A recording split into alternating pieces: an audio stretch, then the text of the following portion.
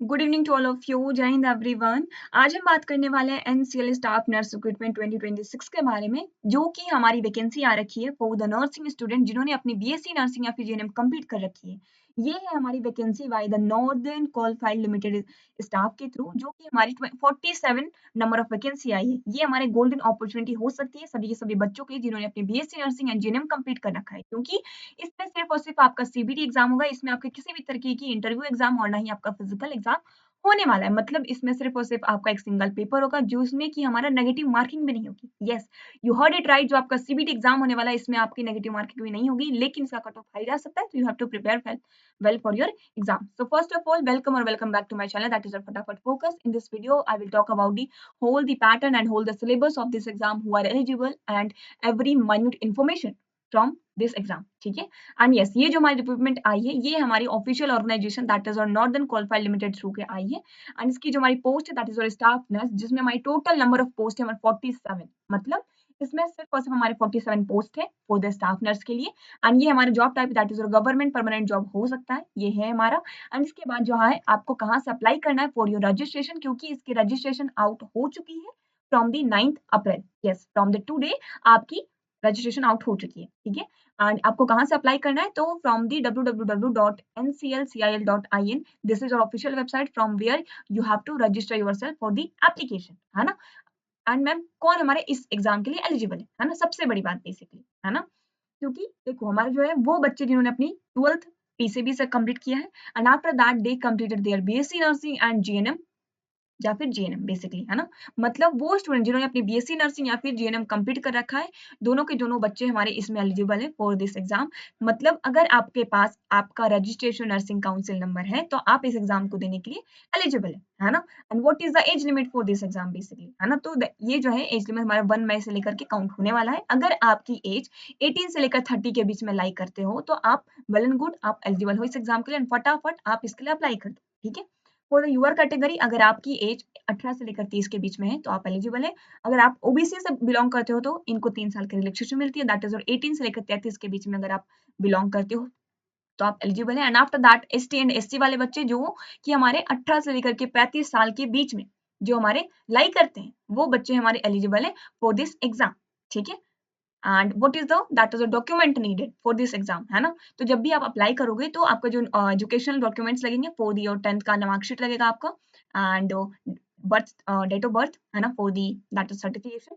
Your 12th का marksheet लगेगा, and after that your professional degree that is your completed your BSc nursing या फिर GNM degree, basically your recognition institute से होना चाहिए, and आपका रजिस्ट्रेशन नर्सिंग काउंसिल नंबर होना चाहिए। ठीक है। यस। एंड यहाँ पे हमारे पूरे के पूरे भारत में से अगर आपने किसी भी कॉलेज से बीएससी नर्सिंग या फिर जीएनएम कंप्लीट कर रखा है, मतलब अगर आपके पास आपका रजिस्ट्रेशन नर्सिंग काउंसिल नंबर है, तो आप इस एग्जाम को देने के लिए एलिजिबल है ना। And what is the personal document, basically आपके इसमें फोटोज लगेंगे, एंड आपका सिग्नेचर, एंड आफ्टर दैट आपकी एक आईडी प्रूफ लगेगी। ठीक है। एंड अगर आप किसी भी कैटेगरी से बिलोंग करते हो, तो आपको कैटेगरी सर्टिफिकेट जरूर से डालना।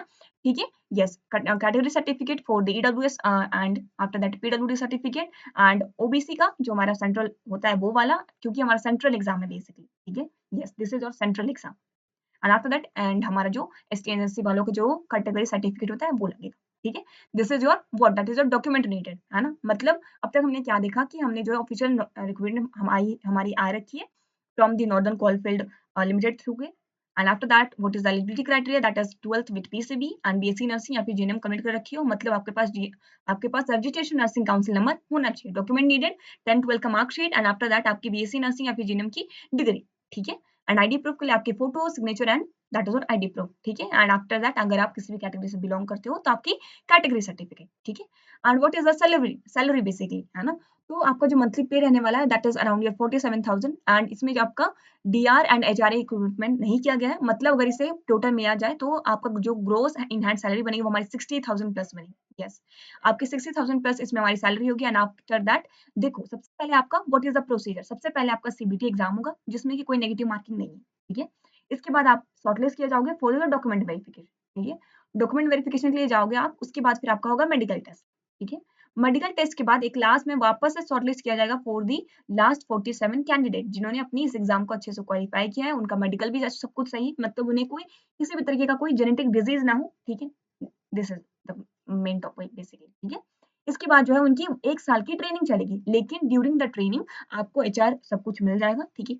आपको सैलरी भी पे किया जाएगा, तो there is no worry about that, ठीक है? आपकी बेसिकली 1 ईयर की ट्रेनिंग चलेगी, इसके बाद आप जो है वो फुली सर्विस पे लग जाओगे for your government permanent job basically, है ना?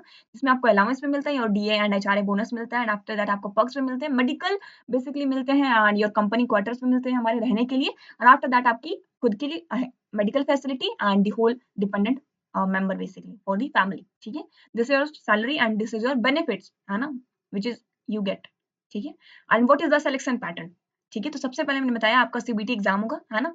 जो आपका सीबीटी एग्जाम होगा वो आपके 100 मार्क्स का होने वाला है, जिसमें आपको 90 मिनट्स टाइम मिलेगा, मतलब 1.5 घंटे का समय मिलेगा आपको हर एक क्वेश्चन के लिए। 100 मार्क्स का क्वेश्चन होगा, 100 क्वेश्चन होंगे, 1 क्वेश्चन 1 मार्क्स का होगा, इसमें आपकी नेगेटिव मार्किंग नहीं होगी, है ना? इसमें आपका इंग्लिश लैंग्वेज भी होगा एंड हिंदी लैंग्वेज भी होगा। इसमें आपकी ना ही कोई इंटरव्यू एग्जाम है और ना ही आपकी कोई फिजिकल एग्जाम होने वाला है। मतलब सिंगल पेपर आपको डिसाइड कर देगा कि आप जो है वो एक गवर्नमेंट परमानेंट जॉब लेना चाहते हो या फिर नहीं लेना चाहते हो बेसिकली, है ना?